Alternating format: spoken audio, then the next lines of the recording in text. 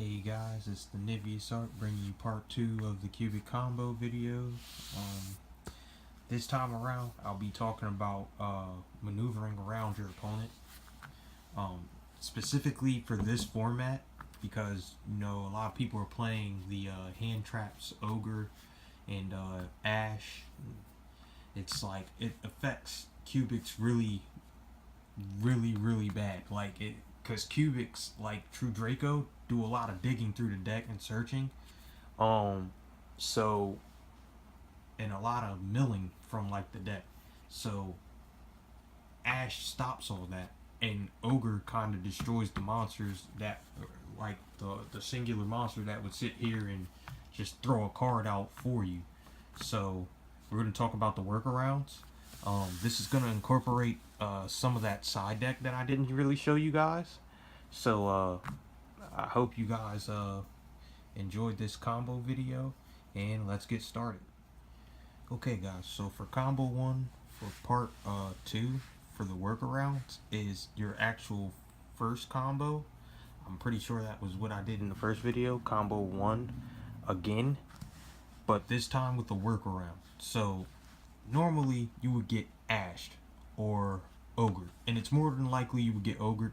A lot of people choose to side Ash sometimes because they don't feel as though it's the better card, because Ogre actually destroys the monster. So what comes into play after that is actually Shuffle Reborn. So Shuffle Reborn, I know some other players that actually have Iron Call on hand, so like when they play their Duza, they can summon another Duza from the graveyard. But it's not going to work if you're going first, because you wouldn't have anything in the graveyard to go and just pitch get another Duza back. So what would happen is you play the Duza. Let me zoom out for you guys. So you play the Duza, and of course Duza would pitch. And you guys all know that Duza, when you go first, you're not really going to do any searching, especially if you're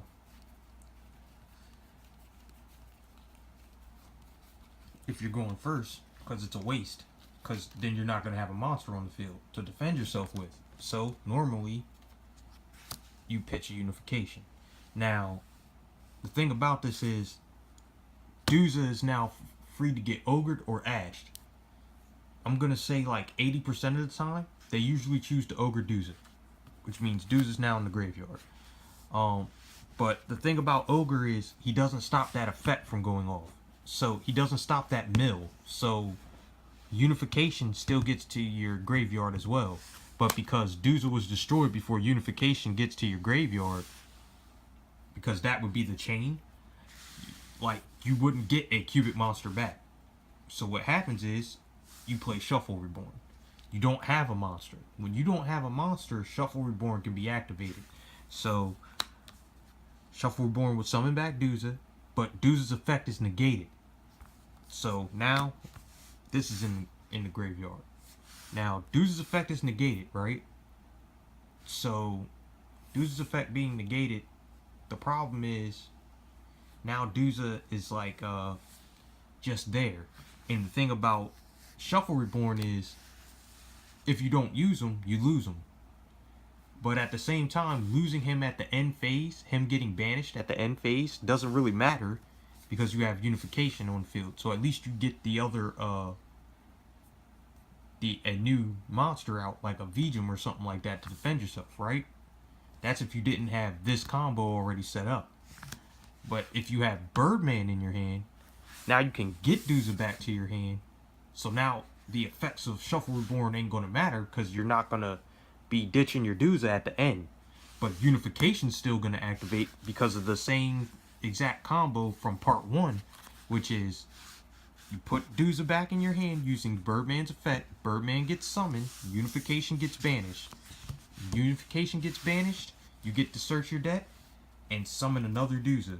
Now they can Ash this portion, but really 9 times out of 10 they don't have Ash and well, I'm not even going to say 9 times out of 10, because if they're running 3 Ash and they only have a 40 card build, and they're running 3 Ash, 3 Ogre, and a Max C, pretty much, I guess it would be more correct to say 6 out of 10 times, so 60% of the time, they won't have an Ash in the same hand that they have a what is that card called? A Ogre. So the Ogre Dooza, they're probably not gonna Ash this play afterwards. And if that happens, then what happens is you get a Dooza from your deck, you pitch another Karma, or another Unification, you Synchro, this gets banished, this goes to your grave, you get Clear Wing, Unification activates, that gets banished, Dooza gets played from your hand this time, and then what you can do is you can choose what you dump. At this point in time, you could choose to dump another Unification just so Dooza doesn't get like outed, or you can choose to get a Karma. 9 times out of 10, I'm gonna go with a Karma at the end of this, but this is basically your hand afterward, or your field afterwards, and this is your graveyard. So yeah, that's the end of the workaround for combo 1. Okay guys, so for your second combo for these for this part 2, it's another workaround, but this is a bait out. So you need these 3 cards in your deck in order to do it. You don't really need anything else, and I call it Omega Karma Loop. So let's get started. So the combo essentially starts off with these 2 cards in your hand. If you have at least these 2 cards in your hand, the other 3 cards don't matter. That's if you're starting out. The other 3 cards don't matter. If you're going second, the other 4 cards don't really matter. What would happen is you'd summon your Summoner Monk, it'd shift to defense mode, it would send the Karma to your graveyard, right? So you send Karma to your graveyard. This is your graveyard, this is your field. What happens is you summon Violon Prism. So Violon Prism gets summoned, and then Violon Prism is a level 4 tuner. So what happens is you tune with Summoner Monk, and you get Omega.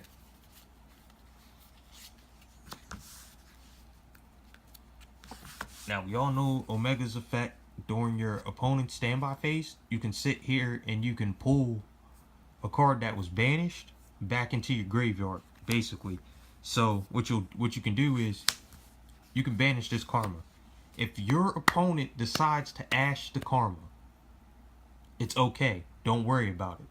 The other cool thing is though, is while Omega is on the field, he can get a boost. And the way he gets a boost is when you first synchro him onto the field, you can give up 500 life points, and Violon Prism gets equipped to Omega. So if something happens, like say they throw a monster on the board that has 3k already, or they throw a masterpiece on the board and they decide I'm not going to just destroy you, which would be stupid, because we all know that if they throw a masterpiece on the board, more than likely you're getting masterpieced right there. But if they threw a card that has more than 2,800 attack on the board, and it's not a Crystal Wing, what would happen is it would attack, right? But due to Violon Prism's effect, during the battle phase, the damage calculation portion of the battle phase, Omega would gain 1,000. 1k attack. That's 3,800 attack. So that's defense for your Omega while you're waiting it out. But also, if they ashed this when you tried to do it the first time to try to dig for your Nova for the OTK, then it doesn't matter, because during your opponent's standby phase, you're just going to go, alright, come back. Note that they can only ash you so many times because they only have 3 ashes. But they can choose to ogre you and get this card back out. But then, even then, once you play put Omega in the graveyard, all that's going to happen is he's going to go right back to the deck. You're going to put the Vylon Prism back in your deck, and then you still have a whole nother Summoner Monk in your deck. And it doesn't even have to rely on Summoner Monk, because if you manage to play Duza and then use a Unification, and then Vylon Prism comes up again in your hand, just randomly comes up again in your hand, then you still have another level 4 monster to go ahead and try to do the cycle again. So Omega's never really going anywhere. But not only that, if you think about it, and you play another Vylon in your side, you actually have the opportunity to play more than one Omega in your extra, which would just make things a little bit more crazy, because of the fact that what would end up happening is you could use Omega to keep on pulling Unification back in, and the other Omega to keep on pulling in the Karma. And by pulling in those two things, you'd keep on cycling through monsters that you could just randomly summon out your deck, the low level ones that you could just summon out your deck. Like, it would be craziness. So that's basically the combo for the last part of the video. Like, comment, and subscribe. Part 3 will be coming out, and that's when I'll be going over all the OTKs that's available in the Cubic deck. Period. In general. Not just my build, but every build. So, like, comment, subscribe. Let me know that you want a part 3. Part 3 will be coming soon. Thanks, guys.